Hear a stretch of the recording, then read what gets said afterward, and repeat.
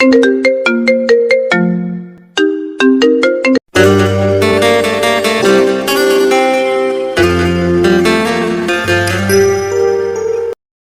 নতুন ভালোবাসার গল্প পেতে আমাদের চ্যানেলটি সাবস্ক্রাইব করে পাশে থাকা বেল আইকনে ক্লিক করুন। ধন্যবাদ। 3 বছর আগের কথা। ভাইয়া, আমাদের একটু জানালেন না? নিজেই তো জানতাম না। তৌফিক ও মিতুকে ট্রিট দিয়ে আমি ও আমার ম্যাডাম বউ নতুন বাসায় উঠলাম। বাসার সবকিছু ঠিক করতে করতে রাত 10টা। তৌফিককে বিদায় দিয়ে অনেক ক্লান্ত থাকার কারণে সিনিয়র বউকে জড়িয়ে ধরে চুলের ঘ্রাণ নিচ্ছি। মাঝে মাঝে ঘাড়ে নাক ঘষছি। জান্নাত কেঁপে কেঁপে উঠছে। কখন ঘুমিয়েছি মনেই নেই। পরের দিন রেডি হয়ে ভার্সিটিতে গেলাম। জান্নাত এবং আমি পাশাপাশি হেঁটে যাচ্ছি।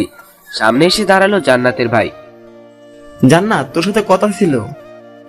হুসাইন, তুমি ক্লাসে যাও। ঠিক আছে, যাচ্ছি। কি বলবে বলো ভাইয়া। তুই ওই ছেলেকে ডিভোর্স দিয়ে আমার সাথে বাসায় চল। তা কখনোই সম্ভব না, কারণ হুসাইন আমার হাজবেন্ড।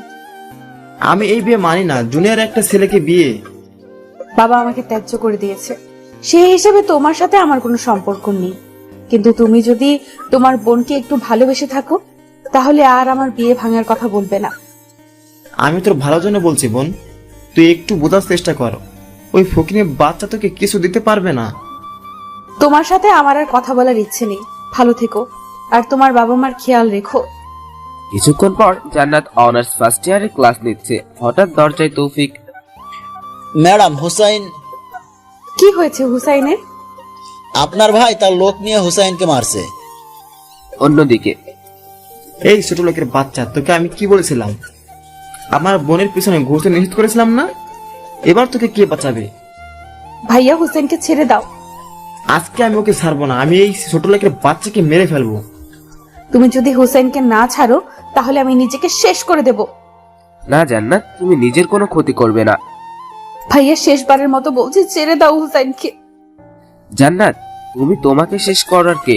হ্যাঁ, তুমি তো আমার জীবন। এটা শোনার পর চারদিকের মানুষ অবাক চোখে তাকিয়ে জান্নাত ও হুসাইনের দিকে দেখছে। জান্নাতের ভাই আমাকে ছেড়ে দিল। দাঁড়াতে পারছি না, প্রচুর মেরেছে। সবার সহযোগিতায় হাসপাতালে আসলাম। জান্নাতের দিকে চাওয়া যাচ্ছে না। কেঁদে কেঁদে চোখ ফুলিয়ে ফেলেছে।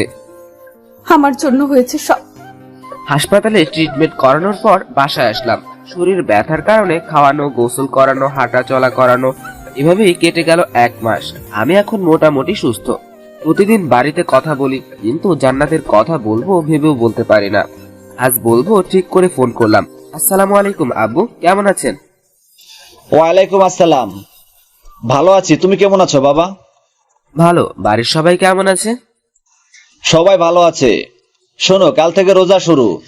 তুমি তো রাত জেগে পড়ো। যদি সমস্যা হয় তাহলে রোজা রাখতে হবে না। না আব্বু, রোজা রাখবো। যেটা ভালো হয় সেটা করো। আব্বু, আমি যদি কখনো কোনো ভুল করে ফেলি, তখন তুমি কি আমাকে ক্ষমা করবে? আমার ছেলে কোনো ভুল করতে পারে না, আর যদি করে দেখবো ভুলটা কাউকে কষ্ট দেওয়ার জন্য কিনা। আচ্ছা আব্বু, আম্মুকে দাও। আম্মু ও মরিয়মের সাথে কথা বলে ফোন রাখলাম। রাতে খাওয়ার পরে। ঘড়িতে অ্যালার্ম দিয়ে রাখো। আচ্ছা, অ্যালার্ম সেট করছি। আমার একটা কথা ছিল। আমার সাথে কথা বলতে এত লজ্জা কেন আমার সিনিয়র বউ? আমার একটা জিনিস লাগবে। আমার তোমাকে দেওয়ার মতো মানি ব্যাগ, আমার জীবন আর ভালোবাসা ছাড়া কিছুই নেই। আমার মা বাবা আর বোন লাগবে। সেটা আমি কোথায় পাবো? কেন, তোমার বাড়িতে গেলেই পাওয়া যাবে। বুঝতে পারছি, কিন্তু তোমাকে নিয়ে বাড়ি যাওয়া যাবে না। আগে আব্বু আম্মুকে বিয়ের কথা জানাই, তারপর মানলেই নিয়ে যাব। আর একটা জিনিস লাগবে। আবার কি লাগবে? আমার একটা বাবু লাগবে। কি? হুম আমার সিনিয়র বউয়ের বাবু লাগবে? হুম এখন না, আগে আমার পড়ালেখা শেষ হোক, তারপর প্ল্যানিং করবে। আমার আব্বু আম্মু শোনার জন্য একজন টুকু 11 জন প্লেয়ার নিয়ে আসবো। না, আমার প্রথম একজন আর আরেকজন, মানে 2 জন লাগবে। ঠিক আছে। আমার আদর লাগবে। আচ্ছা আসো, আগামী 1 মাসের আদর একসাথে দিব। অনেক আদর দিয়েছি। আদরে আদরে ভরিয়ে ঘুমিয়ে পড়লাম। ভোর রাতে অ্যালার্মের শব্দে সেহরি খেয়ে রোজা রাখলাম ভার্সিটি যাওয়ার আগে। দাঁড়াও, ভুলে গেছো। আজ আমি রোজা, কিছু খাওয়া যাবে না। তবে খুশি মনে ভার্সিটিতে আসলাম। ক্লাস শেষে আমি তৌফিক, মুনতাহা, আপু মিলে আড্ডা দিচ্ছি। কিছুক্ষণ পর মিতু। হুসাইন ভাইয়া, ভাবি। কি হয়েছে জান্নাতের? মুনতাহা আপু অবাক হয়ে আমার দিকে তাকিয়ে আছে। আমাদের ক্লাসে ভাবি অসুস্থ হয়ে পড়েছে, এক দৌড় দিলাম, সবাইকে ধাক্কা দিয়ে জান্নাতের হাত ধরলাম। তোমার কি হয়েছে? রোজা রাখতে নিষেধ করেছিলাম। কিছু হয়নি, প্রথম রোজা, তাই একটু তৃষ্ণা বেশি পেয়েছে, তাই খারাপ লাগছে। চলো রোজা ভাঙবে। না, রোজা রাখবো। আচ্ছা চলো, বাসায় যাব। জান্নাতের হাঁটতে কষ্ট হচ্ছে দেখে কোলে তুলে নিলাম। কলেজের সবাই অবাকের চরম শিখরে পৌঁছেছে, সবার সামনে কোলে তুলে নিলাম। এই ছেলে, জান্নাতকে তুমি কেন কোলে নিয়েছো? স্যার, জান্নাত তো হাঁটতে পারছে না, তাই কোলে নিয়েছি। বুঝলাম, হাঁটতে পারছে না, তাতে তোমার কেন কোলে নিতে হবে? স্যার, দেখতেই তো পাচ্ছেন জান্নাত অসুস্থ। তাতে কি হয়েছে? নামাও, মেয়েরা নিয়ে যাবে জান্নাতকে। নামাবো না, আমি নিজেই নিয়ে যাব। একে তো মুখে মুখে তর্ক করছো, আবার ছাত্র হয়ে ম্যাডামকে কোলে তুলে নিচ্ছ। নিচে নামাও বলছি। স্যার, আপনার এই কথাটা আমি রাখতে পারবো না। কারণ কি? না, কারণ জান্নাত আমার বিয়ে করা বউ।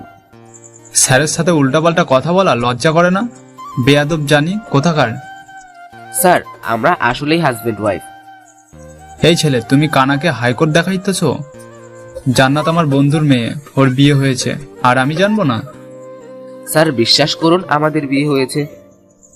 জান্নাতের বিয়ে হওয়ার কথা ছিল আমার ছেলের সাথে, আর ওর কিনা বিয়ে হবে তোমার মতো একটা 6 বছরের জুনিয়র ছেলের সাথে। স্যার, জান্নাত আপুর সাথে হুসাইনের বিয়ে হয়েছে। জান্নাত, তুমি বলো তো মা, সত্যি কথাটা কি?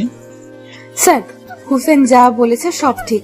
2 মাস পূর্বে আমার আর হুসেনের বিয়ে হয়েছে। তোমার বাবা জানে এসব? হ্যাঁ, সবকিছুই জানে। ঠিক আছে, তোমরা যাও, আমি তোমার বাবার সাথে কথা বলে নেব। জান্নাতকে কোলে করে ইউনিভার্সিটি থেকে বের হয়ে যাচ্ছি। ক্যাম্পাসে সিনিয়র জুনিয়র ছেলেদের মুখে বাংলার পাঁচ হয়ে গেছে, কেননা সবার ক্রাশ এখন আমার কোলে।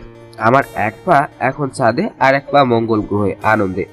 কোলে করেই সিনিয়র বউকে ভার্সিটির গেট দিয়ে বের হচ্ছি, কিন্তু লজ্জাবতী বউ আমার বুকে মাথা লুকিয়ে আছে। রিক্সা করে বাসায় আসলাম। বাসায় আসার পরে জান্নাতকে খাটে রাখলাম। এখন ম্যাডামের শরীর কেমন লাগছে? এই, তুমি আমাকে ম্যাডাম কেন বলছো? আমরা তো ভার্সিটিতে না। আচ্ছা, এখন কেমন লাগছে? আমার পিচ্চি বর আমার পাশে থাকলে আমার সব কিছুই ভালো হয়ে যাবে। নামাজ পড়ে নাও, তারপর একটু ঘুমানোর চেষ্টা করো। তুমিও নামাজ পড়ে নাও। দুজনে নামাজ পড়ে আধশোয়া হয়ে খাটে হেলান দিলাম। তারপর সিনিয়র বউকে জড়িয়ে ধরে ঘুমিয়ে পড়লাম। ঘুম থেকে উঠে দেখি আধুরি বউ আমার গুটিসুটি মেরে আমার কোলের মধ্যে আমাকে জড়িয়ে ধরে ঘুমিয়ে আছে। কি অত্যাচারটাই না করলো আমাকে পাওয়ার জন্য। কারেন্টের একটা বম ছিল, সারাক্ষণ ঝাটকা দিত, এখন ফিউজ হয়ে গেছে। কপালে একটা ভালোবাসার পরশ দিলাম। অন্যদিন হলে কপালে নয়, গোলাপি ফুলের পাপড়ির উপর দিতাম, কিন্তু এখন তো রোজা, তাই দুধের স্বাদ ঘোলে মিটালাম। এই, তুমি আমাকে চুমু খেলে কেন?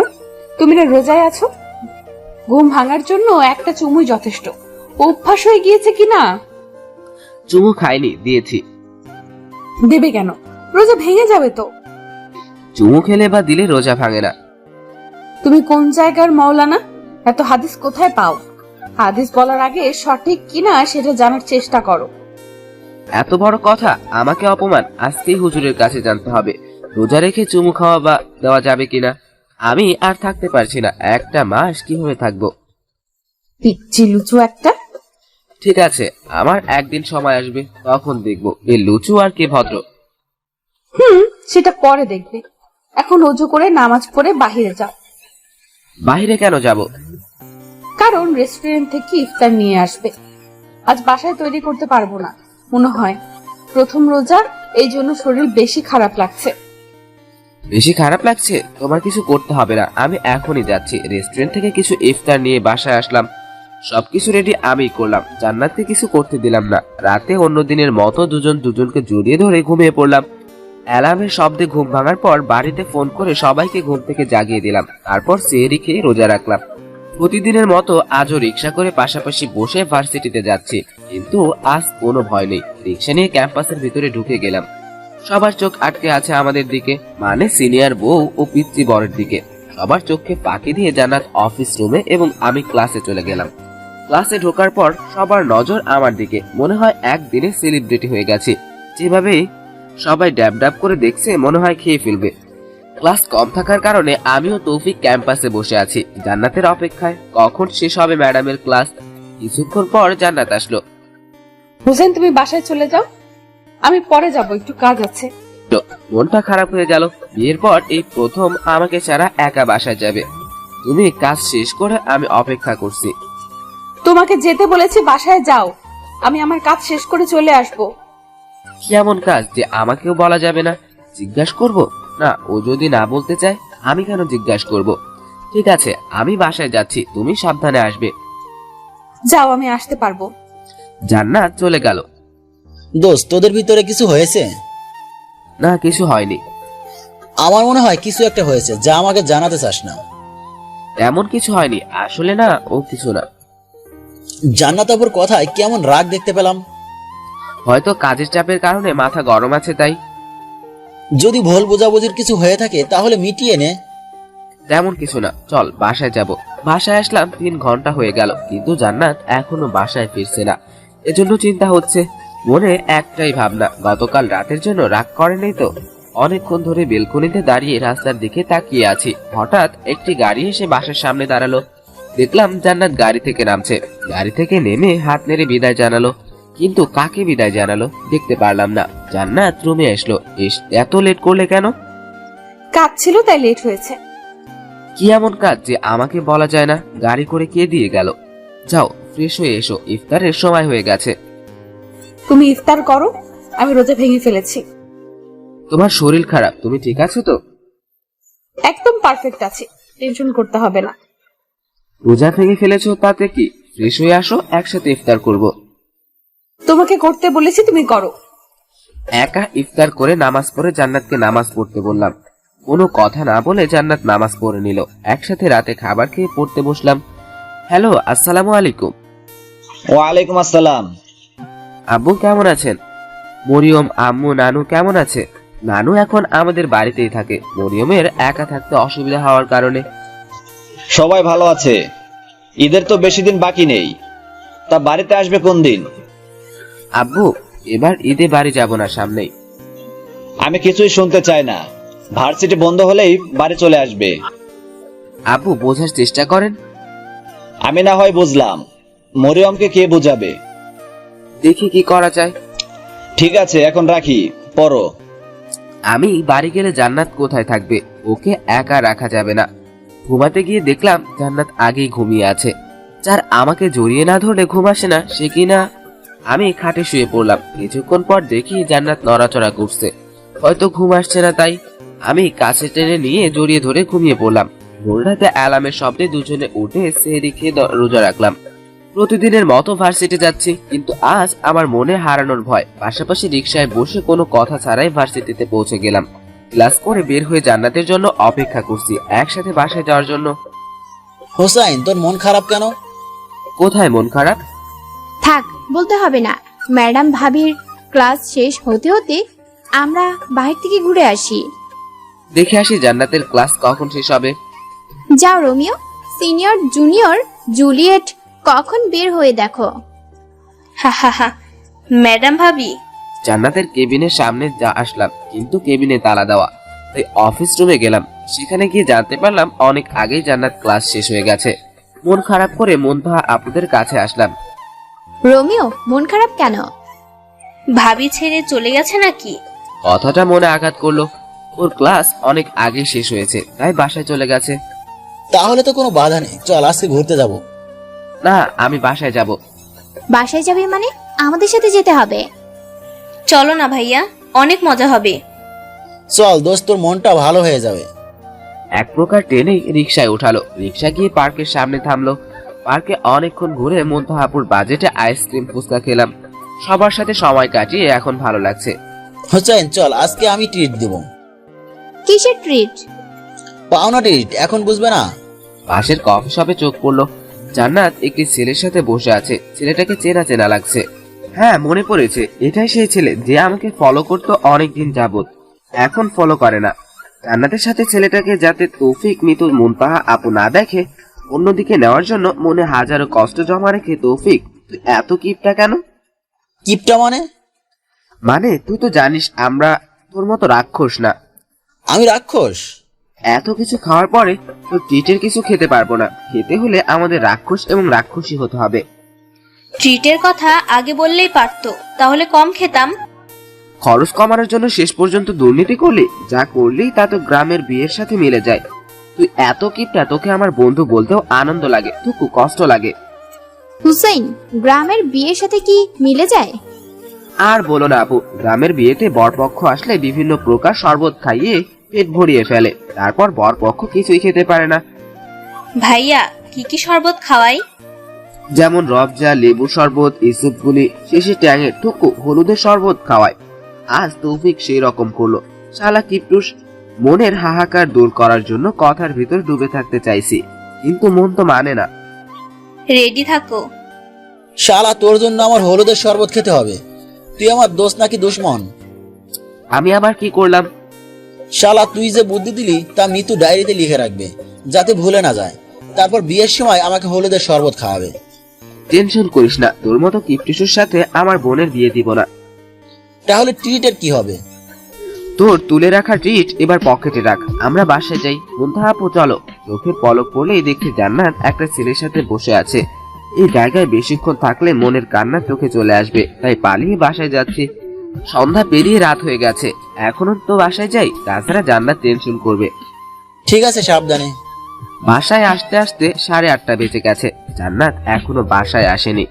আমি কোনো ভুল করলাম না তো? জান্নাত আমাকে অ্যাভয়েড করছে কেন?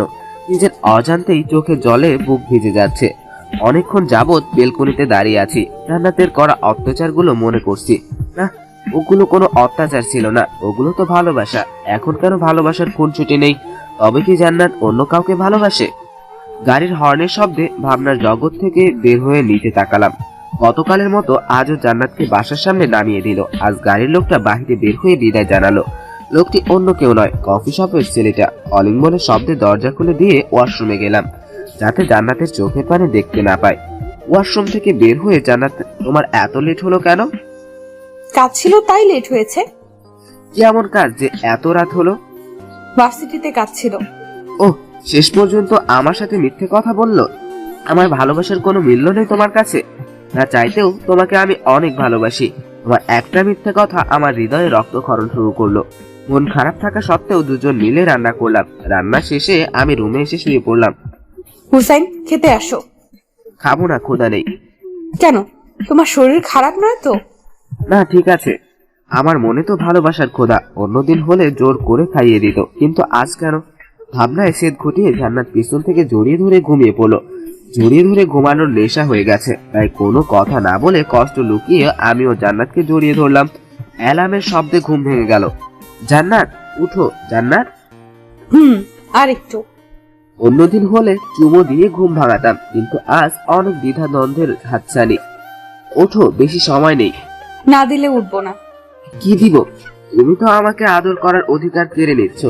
আমি তোমার খুনসুটি অনেক মিস করি। এখানে দিবে। কপালে ভালোবাসার পরশ দিলাম। ওখানে দিলে কেন? রমজান মাস শেষ হোক, তারপর দিব। সেহরি খাচ্ছি, জান্নাত এটা সেটা উঠিয়ে দিচ্ছে। ভালোই লাগছে অনেকদিন পর জান্নাতের কাছ থেকে কেয়ার পেয়ে। মনে একটা প্রশ্ন আসছে, হঠাৎ এত কেয়ার কেন করছে? না, আর না, আমি কেন জান্নাতকে সন্দেহ করছি? ও ওর মতো স্বাধীনভাবে চলুক, আমি কেন ওর স্বাধীনতায় সন্দেহের বীজ বপন করব? আমি তো জান্নাতকে ভালোবাসি, এখন থেকে যা করতে চাই তাই করতে দিব। সেহরি খেয়ে নামাজ পড়ে ঘুমিয়ে পড়লাম। প্রতিদিনের মতো আজও ভার্সিটিতে যাচ্ছি, কিন্তু আজ জান্নাত আমার হাত আঁকড়ে ধরে আছে। ভার্সিটিতে আসার পর হাত ছেড়ে দিয়ে ক্লাস শেষে অপেক্ষা করতে বলে চলে গেল। ক্লাস শেষে অনেকক্ষণ অপেক্ষা করছি, কিন্তু জান্নাত আসার নাম নেই। বিরক্ত হয়ে জান্নাতের কেবিনের সামনে গেলাম। কেউ একজন ভিতরে আছে, যার সাথে হেসে হেসে কথা বলছে। তুমি নাকি পিসি ছেলেকে বিয়ে করছো? হ্যাঁ করেছি, তাতে কি? তোমার তো আমার সাথে বিয়ে হওয়ার কথা ছিল। ছিল, কিন্তু এখন সম্ভব না। কেন সম্ভব না? চাইলেই হয়। তুমি ওই ছেলেকে ডিভোর্স দিয়ে আমাকে বিয়ে করো। জান্নাত চুপ করে আছে, তাহলে কি মৌনতা সম্মতির লক্ষণ? কেবিনের বাহিরে ছায়া দেখে সেদিকে তাকিয়ে চুপ করে আছে। বাহিরে কে? ম্যাডাম আমি। ঠিক আছে, অপেক্ষা করো। জান্নাত ওই লোকটির সামনে আমার পরিচয় কেন দিল না? আমি কি এতটাই অযোগ্য? এমনিতেই টেনশন, তার উপরে মাথা ব্যথা, মাথা ঘুরছে, চোখে ঝাপসা দেখছি। একটা শব্দ হলো, আমি নিচে পড়ে যাওয়ার শব্দ। চোখ খুলে নিজেকে বাসায় আবিষ্কার করলাম। জান্নাত মাথার কাছেই বসেছিল। তোমার শরীর এখন কেমন লাগছে? আমার কি হয়েছিল? তুমি ভার্সিটিতে মাথা ঘুরে পড়ে গিয়েছিলে। ও, কি হয়েছিল তখন? একটু মাথা ব্যথা করছিল, তাই হয়তো পড়ে গিয়েছি। এভাবেই জান্নাতের কেয়ার করা, অবহেলা করা এর মাঝেই চলছিল। আজ শুক্রবার, জান্নাত আমি দুজনেই বাসায়। আজ মাথা ব্যথার পরিমাণ বেশি, তাই কিছু না বলে শুয়ে রইলাম। আই, তোমার শরীর খারাপ? তেমন না, একটু মাথা ব্যথা করছে। চলো ডাক্তারের কাছে যাব। ডাক্তারের কাছে যাওয়ার পর ডাক্তার বলল অতিরিক্ত টেনশন এবং ডিপ্রেশনের কারণে মাথা ব্যথা করছে। কিছু ওষুধ দিল, সাথে চশমা দিয়ে চাশমিশ বানিয়ে দিল। বাসায় আসার পর রেস্ট নিলাম। বিকেলে শরীর মোটামুটি সুস্থ। হুসাইন, আমি একটু বাহিরে গেলাম। আচ্ছা যাও, তবে সন্ধ্যার আগে চলে আসবে। আসবো? হায় রে দুনিয়া, যে মেয়ে আমাকে ভালোবেসে বাবা মাকে ছেড়ে চলে আসতো, সেই কিনা সব ভুলে যাচ্ছে। সন্ধ্যার পরে জান্নাত বাসায় আসতো, কিন্তু আজ অন্য দিনের চেয়ে খুশি। তোমাকে না বললাম সন্ধ্যার আগে বাসায় আসতে? তুমি সন্ধ্যার পরে আসছো, কারণ কি? আসলে একটু লেট হয়ে গেছে, আর হবে না। এই প্রথম জান্নাতকে ধমক দিলাম। তুমি কি চাও তোমাকে প্রতিদিন ধমক দেই? জান্নাত মাথা নিচু করে আছে, চোখ দিয়ে টপ টপ পানি পড়ছে। সবকিছু নিয়ম কানুন থাকা দরকার, এটা ভেবে দুপুরে সিদ্ধান্ত নিয়েছি জান্নাতকে শাসন করতে হবে, যাতে জান্নাতকে হারাতে না হয়। রাতে জান্নাতকে ডেকে নিজে হাতে খাইয়ে দিলাম এবং আমি খেলাম। রাতে ঘুমানোর সময় আমি নিচ থেকে জান্নাতকে কাছে টেনে জড়িয়ে ধরে চুলের ঘ্রাণ নিয়ে ঘুমিয়ে পড়লাম। সকালে রিকশায় ভার্সিটিতে যাচ্ছি। এখন থেকে ক্লাস শেষ হলে তাড়াতাড়ি বাসায় চলে যাব, ঠিক আছে? হুম। ধমক খাওয়ার পর ছোট ছোট শব্দে কথা বলে, মাঝে মাঝে অ্যাপ্লাই করতে হবে। ক্লাস শেষে ক্যাম্পাসে অপেক্ষা করছি, কিন্তু ম্যাডামের আসার নাম নাই। তাই পিয়ন দিয়ে জান্নাতের কেবিনে খুলে সেখানে বসলাম। সবাই জানে আমি জান্নাতের হাজবেন্ড, তাই সুযোগ কাজে লাগালাম। কিছুক্ষণ পর জান্নাত আসলো, অবাক হয়ে আমার দিকে তাকিয়ে আছে। কি দেখছো? না কিছু না। হুসাইন, আমার সাথে একটা পার্টিতে যেতে হবে। ঠিক আছে, কখন যেতে হবে? জান্নাতের কোনো আবদার অপূর্ণ রাখি না, তাই রাজি হয়ে গেলাম। বিকেলে যাব। না, ইফতার করে তারপর। আচ্ছা। যথা সময়ে পার্টিতে উপস্থিত হলাম। রোজা থাকার কারণে ইফতার করে পার্টিতে যোগ দিলাম। পার্টিতে জান্নাতের পরিবার, প্রিন্সিপাল স্যারের পরিবার সবাই আছে। জান্নাতের বাবা এবং ভাইকে সালাম দিলাম, কিন্তু সালাম দিল না। মনে মনে একটু প্রশ্ন, এরা হিন্দু নয় তো? বর্তমানে হিন্দুদের সালাম দিলে তাও সালামের জবাব দেয়। হুসাইন, এই আমার ছেলে সাফিন। হ্যালো, আমি মোহাম্মদ আনোয়ার হোসেন। সাফিন, এই হলো জান্নাতের husband. I see. Hello, I am Shafin Ahmed. Nice to meet you. Have a good day. ভাবের ছেলে ইংরেজি ফোটায়। কিছুক্ষণ মাইকের অ্যানাউন্সমেন্ট শুনে স্টেজের দিকে চোখ গেল। এঙ্গেজমেন্ট পার্টিতে সেই ছেলে যে আমাকে ফলো করত। আমার আত্মা বের হয়ে যাওয়ার অবস্থা। আজ আমি জান্নাতকে হারিয়ে ফেলবো না তো? জান্নাত সেই ছেলেটির পাশে দাঁড়িয়ে আছে। লেডিস এন্ড জেন্টলম্যান, আজ আমার একমাত্র ছেলে আফিফ মাহমুদের সাথে আমার বন্ধুর মেয়ে জান্নাত জাহানের এঙ্গেজমেন্ট ঘোষণা করছি। হাই পৃথিবী, নিজের বউয়ের এঙ্গেজমেন্ট পার্টিতে আসলাম, তাও তার ইচ্ছায়। আগামী শুক্রবার বিয়ের আয়োজন করা হবে, আপনারা আমন্ত্রিত। পাশাপাশি বিয়ের কার্ড পৌঁছে দেওয়া হবে। কি করব আমি? জান্নাত খুব হাসি খুশি, সাথে জান্নাতের পরিবার। কি করে জান্নাত আমার সাথে ভালোবাসার অভিনয় করলো? জান্নাতের খুশির জন্য আমি সবকিছু করতে পারি। ও যদি চলে যায় আমি কোনো বাধা দিব না। প্রচুর কাঁদতে ইচ্ছা করছে, কাঁদলে নাকি কষ্ট হালকা হয়। মনের কান্না, মনের কষ্ট যদি কাউকে দেখাতে পারতাম তাহলে সবাই বুঝতো আমি জান্নাতকে কতটুকু ভালোবাসি। কিছুক্ষণ পর জান্নাত আসলো। তুমি কিছু খেয়েছো? না, কিছু খাবো না, আমার খিদে নেই। তোমার শরীর খারাপ লাগছে? বাসায় যাবে? না, আমি একদম ঠিক আছি, তবে বাসায় যাব। এত কেয়ার করো কিন্তু মনটা বুঝলে না, নাকি বোঝার চেষ্টাই করো না? একটু পর পার্টি শেষ হবে, তখন বাসায় যাব। আচ্ছা ঠিক আছে। রাতে আমি ঘুমানোর সময় একটা বালিশ নিয়ে অন্য রুমে যাচ্ছি। এই তুমি কোথায় যাচ্ছ? পাশের বাসায় থুকু রুমে যাচ্ছি, আজ থেকে আমি ওই রুমেই ঘুমাবো। পাশের রুমে কেন? কোনো কেন নেই, আজ থেকে আমি ওই রুমেই থাকবো। অন্য রুমে চলে আসলাম, কিছুক্ষণ পরে জান্নাত আসলো। কিছু বলবে? আমি এখানে ঘুমাবো। কেন? কিছুদিন পরে তো চলেই যাবে, আমাকে ছাড়া ঘুমানোর অভ্যাস করো। আমি তোমাকে ছেড়ে কোথায় যাব? এত কিছু হওয়ার পরেও অভিনয় করছো কে অভিনয় করছে? কেন? তুমি আমাকে বললেই আমি চলে যেতাম, তাহলে কেন এত অবহেলা, কেন এত অভিনয়? কি বলছো? কাঁদছো কেন? অস্বীকার করতে পারবে কিছুদিন যাবত আমাকে এড়িয়ে যাচ্ছ না? অস্বীকার করতে পারবে আজ তুমি এঙ্গেজমেন্ট করনি? উম্মুয়া! তুমি আসলেই আমার পিচ্চি বল, কিছুই বোঝো না। মানে? আমি কিছুই বুঝছি না। আজ কার সাথে কার এঙ্গেজমেন্ট হয়েছে? ওই ছেলেটা মানে আফিফ মাহমুদের সাথে তোমার? বোকা বাবু, এঙ্গেজমেন্ট হতে দেখেছো? না, তখন তো আমি বাইরে চলে আসি। অ্যানাউন্সমেন্ট শুনেছো কি বলেছে? এক বয়স্ক লোক বললেন আমার ছেলে আফিফ মাহমুদের সাথে আমার বন্ধুর মেয়ে জান্নাত জাহানের এঙ্গেজমেন্ট ঘোষণা করছি। তাহলে আমার সাথে এঙ্গেজমেন্ট কিভাবে হলো? তাই তো হয়েছে। আমার পুরো নাম কি? কেন? মোসাম্মদ জান্নাতুল মাওয়া। তাহলে এঙ্গেজমেন্ট হয়েছে কার সাথে? তোমার সাথে থুকু জান্নাত জাহানের সাথে। বারবার থুক্কু, বারবার থুক্কু বলে মাফ পাবে? আজ তোমাকে ছাড়ছি না, আজ তোমাকে বোঝাবো আমি কি জিনিস। কামড় দিলে কেন?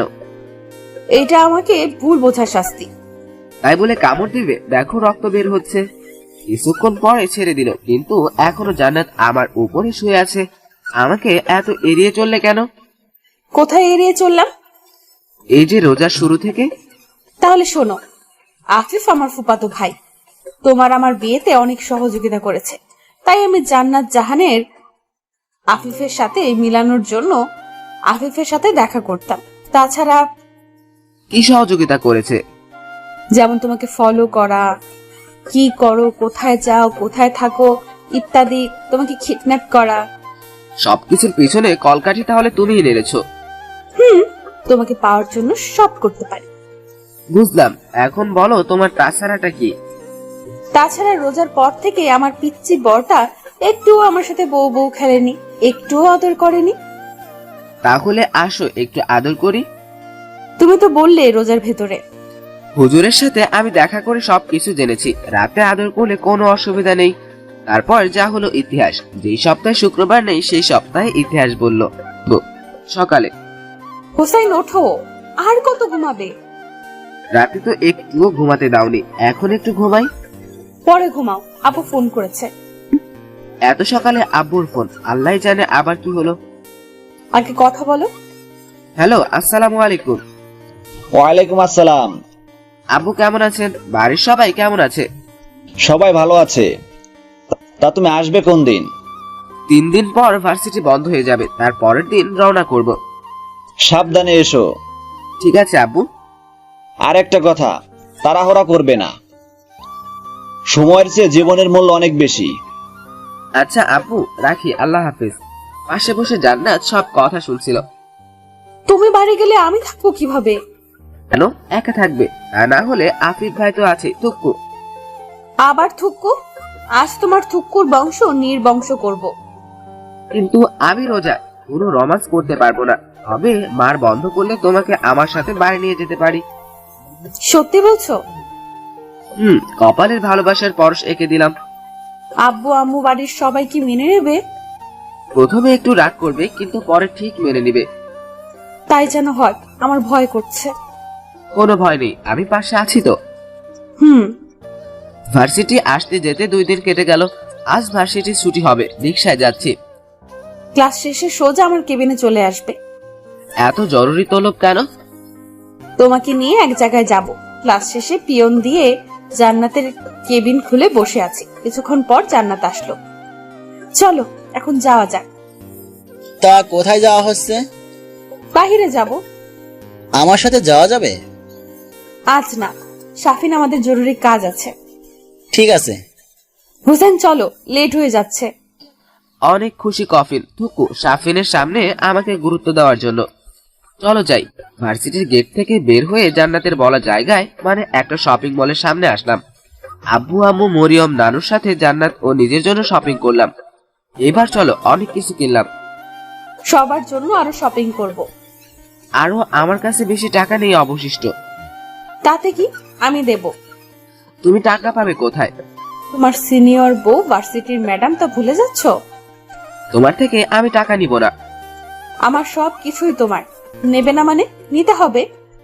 শেষ পর্যন্ত প্রত্যেকের জন্য 2টা করে সেট শপিং করলো। শপিং করে বাসায় আসলাম। রাতে খেয়ে শুয়ে পড়লাম। পরের দিন বিকেলে বাসে করে বাসে যাচ্ছি। অনেক দিনের স্বপ্ন ছিল বউয়ের সাথে বাসের সিটে বসে রোমান্স করতে করতে বাড়ি যাব। মধ্যরাতে ঝড় বৃষ্টি শুরু হলো। জান্নাত ভয়ে আমাকে জড়িয়ে ধরে কাঁপছে।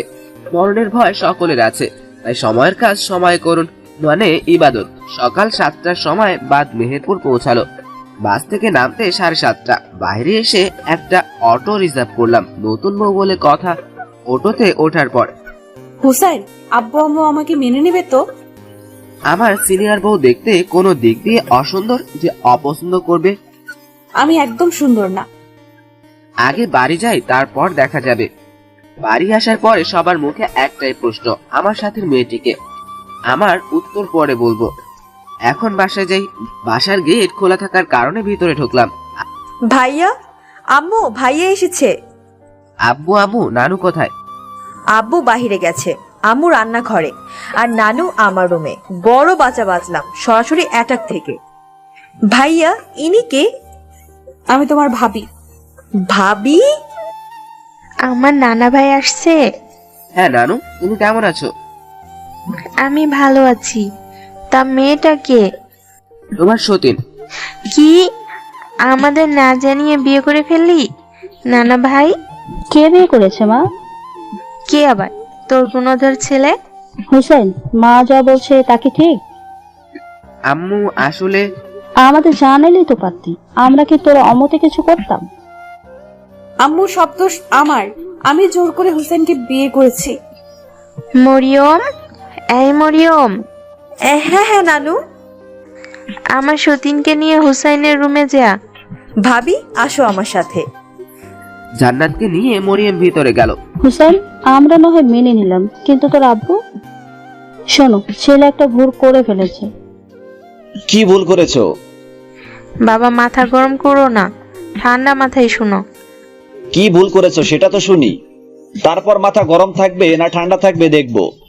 হুসাইন, কতক্ষণ যাবত দেখছে হুসাইন ভুল সবার মাথায় চলছে। হুসাইন বিয়ে করে বউ নিয়ে বাড়ি আসছে। কি? একটু শান্ত হয়ে ঠান্ডা মাথায় আগে কথাগুলো শুনো। কি আর শোনার বাকি আছে? যে ছেলে কাউকে না জানিয়ে বিয়ে করে সে ছেলেকে আজই আমার বাড়ি থেকে বের করে দেব। এতে হুসাইনের কোনো দোষ নেই। মেয়েটি হুসাইনের থেকে 6 বছরের বড়। তারপর নানু আব্বুকে সব ঘটনা বিস্তারিত ভাবে বলল, আমি যেভাবে বলেছি। সিনিয়র মেয়ে হয়ে একটা জুনিয়র ছেলেকে বিয়ে করেছে। সি, যে মেয়ের রুচি এতটা খারাপ সে মেয়েকে আমার ছেলের বউ হিসেবে মানতে পারবো না। চুপ করে আর দরজার পাশে থাকতে না পেরে আব্বু রুমে আসলাম। আব্বু, তুমি সব কি বলছো? জান্নাত এখন আমার বিয়ে করাবো? আমি এ বিয়ে মানি না। জান্নাত ওর বাবা মাকে ছেড়ে আমার কাছে চলে এসেছে। যে মেয়ে মা বাবাকে ছেড়ে আসতে পারে সে মেয়ে কতটা ভালো বোঝাই যাচ্ছে। আব্বু, তুমি সব কি বলছো? আমি ঠিকই বলছি, এখন এই মেয়েকে তার বাবা মার কাছে দিয়ে আসো। তা কখনো সম্ভব না, আমি জান্নাতকে ভালোবাসি। তোমার লজ্জা করে না এসব কথা বলতে? তাও আবার একটি সিনিয়র মেয়েকে নিয়ে, যে কিনা তোমার থেকে 6 বছরের বড়। করে না লজ্জা, কারণ জান্নাত আমার বিয়ে করাবো। এখনই ওই মেয়েকে আমার বাড়ি থেকে বের করে দাও। জান্নাত বের হয়ে গেলে আমিও চলে যাব। যাও বের হয়ে, দেখবে টাকার প্রয়োজন হলে ঠিকই চলে আসবে। আম্মু, নানু মরিয়ম অনেক কেঁদেছিল আমি যাতে ঈদ না করে বাড়ি থেকে না আসি। সকল মায়া ত্যাগ করে চলে আসলাম। ঢাকায় আসতে আসতে সকাল 8টা। ভালোবাসা, খুনসুটি, হাসি, অত্যাচার, অভিমান সবকিছু জান্নাতের থেকে হারিয়ে গেল। আম্মু, নানু, মরিয়ম ফোন করে অনেক কান্না করছে বাড়ি ফিরে যাওয়ার জন্য। অতিরিক্ত কান্নার ফলে জান্নাত মাঝে মাঝে অজ্ঞান হয়ে যাচ্ছে। জান্নাত এভাবে আর কান্না করবে না। আমি কি করব? আমি যে আর বলতে পারলো না, সাথে সাথেই অজ্ঞান হয়ে গেল। হাসপাতালে ভর্তি করলাম। অনেকক্ষণ ডাক্তার পরীক্ষা করে বাইরে আসলো। ডাক্তার মিটি হাসছে। কি হয়েছে ডাক্তার, জান্নাত ঠিক আছে তো? টেনশন কম করতে হবে, রুটিন মেনে চলতে হবে, তাহলেই দুজন সুস্থ থাকবে। দুজন মানে?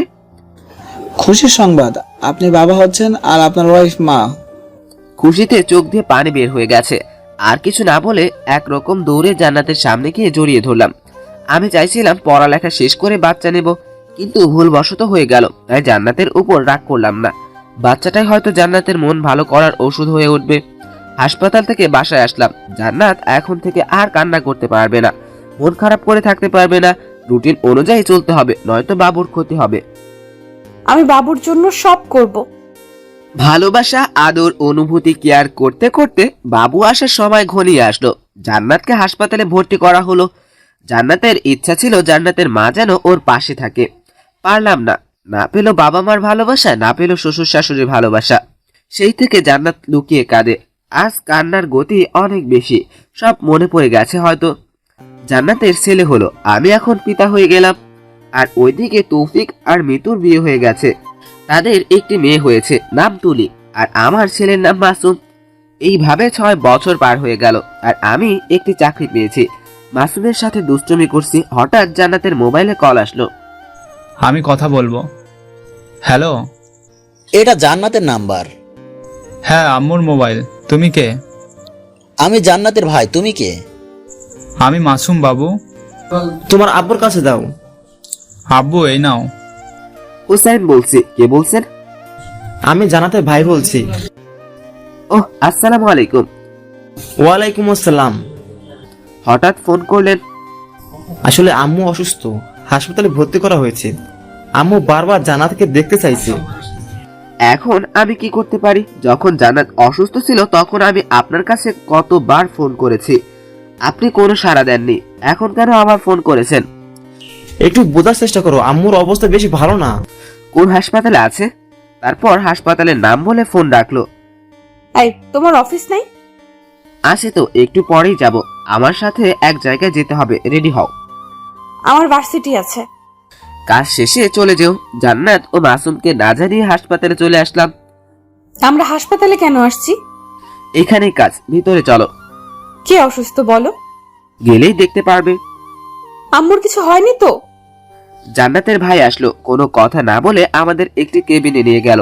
জান্নাত ওর আম্মুর দেখার পরে কান্নায় ভেঙে পড়লো। জান্নাতের দেখা দেখি মাসুম হাসপাতালে কান্নার দোকান খুলে বসলো। আমি এখন মহা বিপদে, কাকে রেখে কাকে সামলাবো?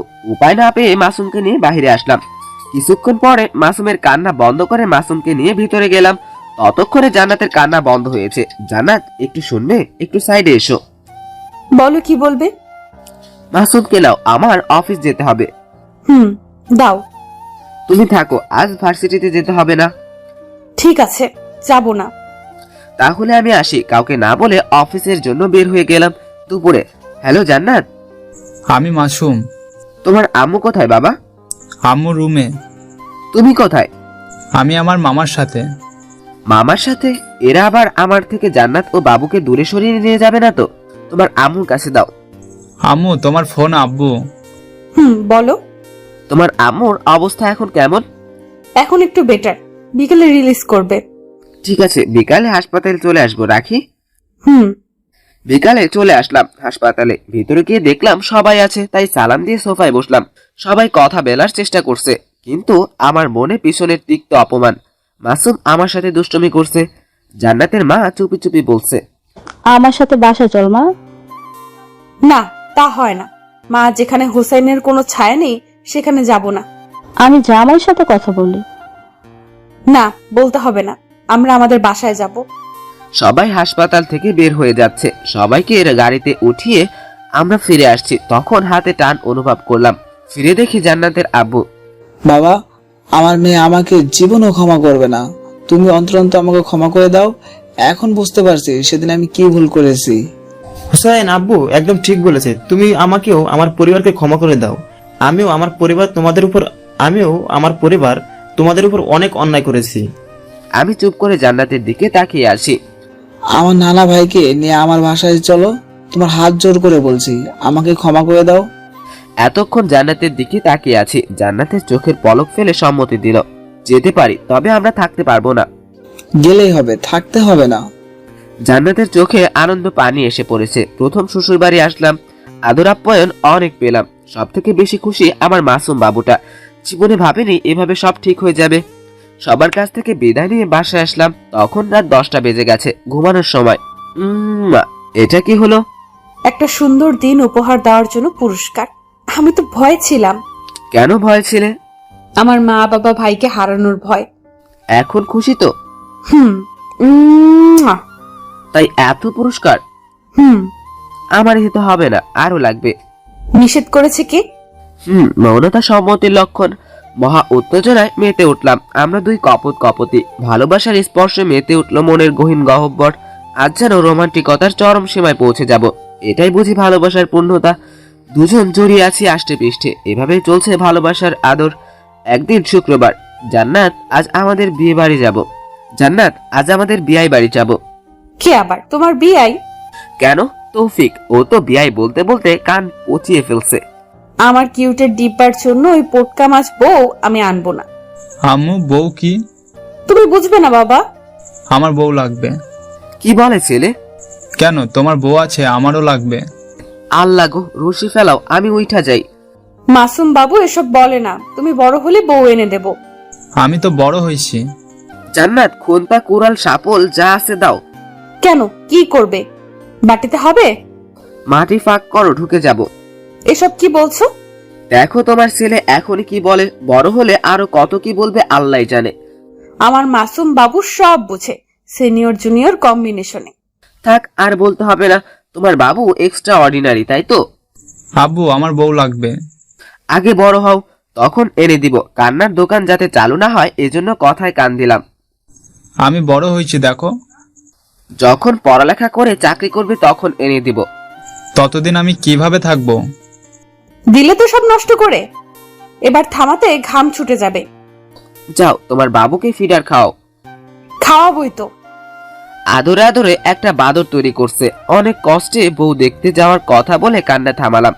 কিছুক্ষণ পর শ্বশুরের ফোন। না ভাই, আমি আজকে বউ দেখতে যাব। কার বউ দেখতে যাবে? কেন, আমার বউ। কি বলছো? তোমার আম্মুর কাছে যাও। আম্মু, না না, ভাই কথা বলবে। জান্নাত, মাসুম এসব কি বলছে? কান্না থামানোর জন্য বলছি। ওহ, বাসায় আসিস, এখন রাখি। বিকেলে তৌফিকদের বাসায় গেলাম। আমার জামাই বাবাজি কেমন আছে? ভাই একটু ক্ষান্ত দে, না হয় আজই তোর মেয়েকে নিয়ে যাবে তোর পাগলা জামাই। ভিতরে গিয়ে বসলাম। সবাই কথা বলছে।